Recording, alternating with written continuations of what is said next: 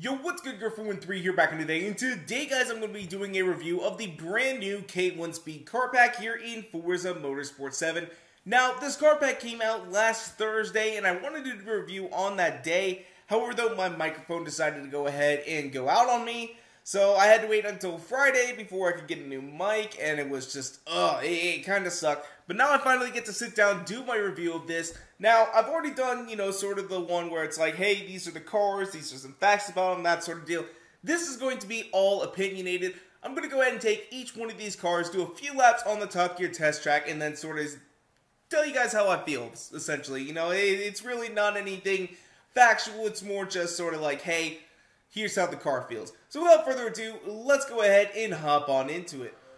So to start things off, we have this 2018 Honda Odyssey minivan, which is not necessarily the fastest vehicle in the game, but it does have a little bit more power than I was thinking it was going to have. When they first announced this, I was thinking it was going to be a lot slower than it actually is here on the track, but it's actually proving to do, well, not terribly. It's still a pretty terrible track racing car, although that is because I am, of course, driving this stock. I haven't done any modifications to this whatsoever, and I do plan on giving this thing 1,000 horsepower and turning it into a massive drift build here rather soon. But as you guys can see, just coming out of these corners, it is not necessarily the quickest thing ever. Now, if we go into this corner, you will notice as well that there is quite a bit of body roll going on with it, because this is, of course, a soccer mom vehicle. It's meant for comfort. It's not meant for, the track or anything like that. So, of course, it's going to have quite a bit of body roll, and it is front-wheel drive. So, going through some of these corners, especially the sharper ones, when you start coming through them, they can actually, the wheels can get a little finicky. And as you guys saw right there, I was going flat out through there. In fact, I actually did lift a little bit, but it still had a little bit of oversteer, or not oversteer, understeer, that is. So, this van is not necessarily the worst thing on the track, but, it's going to be a lot better when we get around to it. So, next up we have the 2017 Maserati Levante S, and guys, I'm actually really impressed with this SUV. It handles very well, and it almost feels like I'm just driving any other regular, maybe GT race car or anything like that, although it's not exactly the same, because this does have some SUV traits in it that I think we will be able to fix via tuning. As you guys can see coming around this corner, the car does have a little bit of body roll, and it does have a tendency to, kind of want to get a little bit of understeer in there. So I think we actually will be able to fix that with just a little bit of tuning, and really, I'm super impressed with this thing. I was really afraid when they said, oh, we're getting another SUV. I was afraid it was going to be kind of like the Volvo XC90 that we had last month, because that thing was stiff and difficult to drive, and it was terrible. This thing's actually amazing. I love it. It handles very good. I'm certainly impressed with how Maserati has handled making their own SUV, as it just sort of feels like any other Maserati, any other sports car, any other supercar. It's really nice, and I love it. I love it, and the interior is not too bad either. Look at that red interior in there.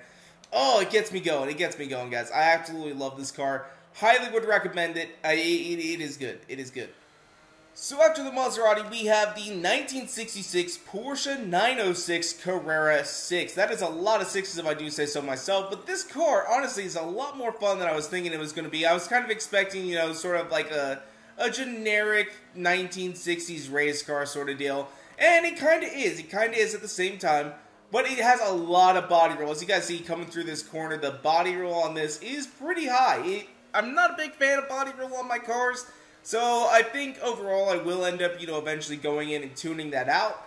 But it turns on a dime due to that body roll. I mean, if you see this, we're going to come through here, and I'm actually probably going to have to correct just a little bit, because coming out of these corners, this thing likes to turn so much on a dime that for me, I'm actually having to correct and go out a little bit from what I'm used to. It's a really fun car. This thing likes to turn on a dime. It's fantastic. I love it. It's pretty nice. It's a little bit quicker than I was anticipating as well, but as you guys see right there, it wants to get a little bit drifty with that body roll, which eventually I think I'll have to tune out a little bit, but won't be too big of a deal.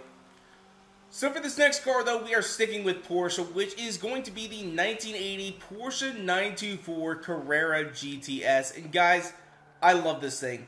This thing is probably one of my favorite cars so far out of this car pack. that doesn't really have a whole lot of body roll, which is something that I'm a big fan of.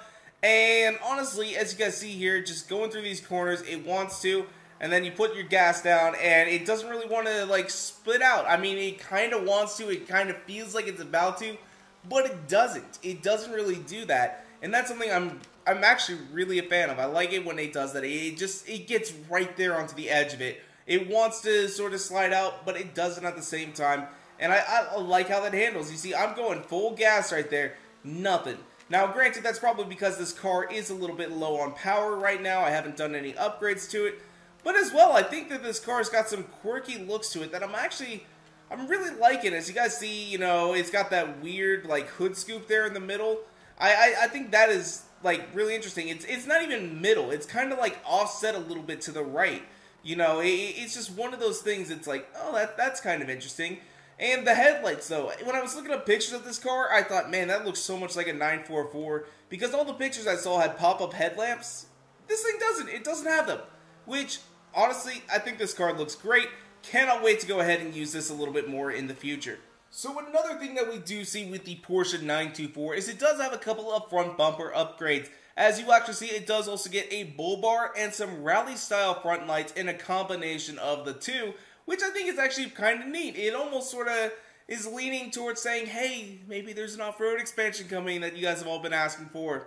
Hint, hint, wink, wink. I don't know, guys, but when Forza Horizon 4 does come out, I'm definitely going to be making a 924 rally car, as long as this car actually does make it into the game, because you never know, it may not. But more than likely, though, seeing as it has been introduced into a Forza Motorsport game, I figure we'll probably end up seeing this in the next installment of Horizon.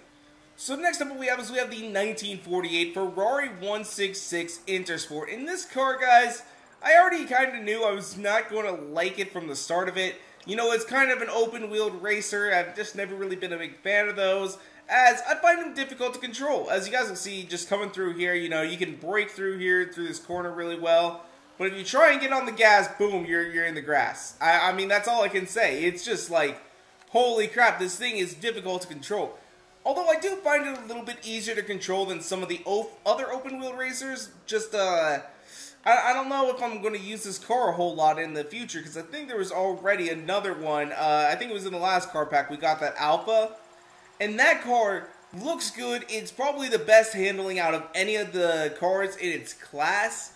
It's just a good car overall. As you guys will see coming through here, you know, holy crap. This thing just wants to get sideways. That's all it wants to do. And also, look-wise, I'm not necessarily a big fan of it. It's kind of cute, though. I mean, just look at it. It's got, like, a big old gaping mouth and the eyes like, oh, God, I'm going to die! I'm going to die! Oh, no! So, I mean, this car is fun overall, I think. But, will I be using it again? Probably not. Probably not. So, up next, what we have is we have the 1976, number 76 Greenwood Corvette. And honestly, I am shocked at how much I love this car. I truly, truly am. This thing is so well planted going through these corners. I was like, man, this thing is a drag car. I mean, the wheels and tires on this thing, you can tell it's meant to be a drag car.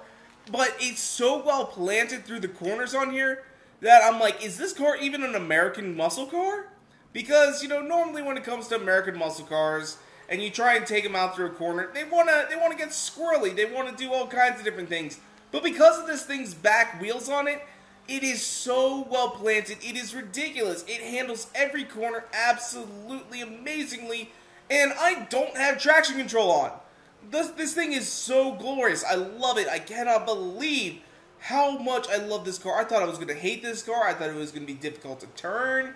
I thought I'm never gonna use this because I don't do a whole lot of drag racing. But man, this thing on the track is absolutely insane. This thing is glorious. It's got this glorious Americana-style paint job on it. Oh my god, I'm really digging this car, guys. I highly recommend going ahead and getting in this. Between this and the 924, I don't know which one I like better. And that's saying something. I love that 924. But this thing is shocking. This thing is so surprising. I love it. And finally what we have is we have the 1985, number 83, Nissan Electromotive Engineering GTP ZX Turbo. And guys, This car is absolutely insane. This thing goes so damn quick, so quickly. I mean, it is crazy. You guys, watch this. Come around this corner, it slides just a little bit, and then 100, 125, 135, 145, 150. Holy crap, guys, this thing is insanely fast.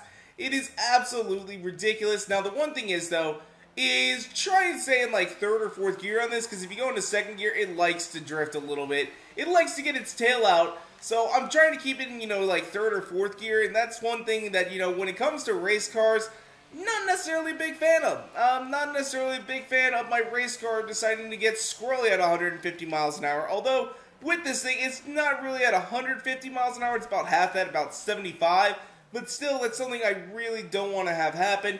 Even in third gear, it can sometimes do it, but guys, I love this thing. This thing is ridiculously insane. It is amazing. Cannot wait to, actually use this in a race. But it will need a little bit of tuning, especially with that gearing there in second gear. Make it so that, it doesn't want to, necessarily get its tail out like this. So, but anyway, though, that's where we're going to go and wrap it up for today. And the winner of this car pack challenge, I think, is going to be this number 76 Greenwood Corvette. It's just very interesting to look at and handled very well on the track. Now, of course, a lot of the cars in this car pack were actually really pleasantly surprising to actually drive around the Top Gear test track. But this one just felt so unique to me. It really, really handled quite well. And just look at the tires at the back. This thing is a drag car.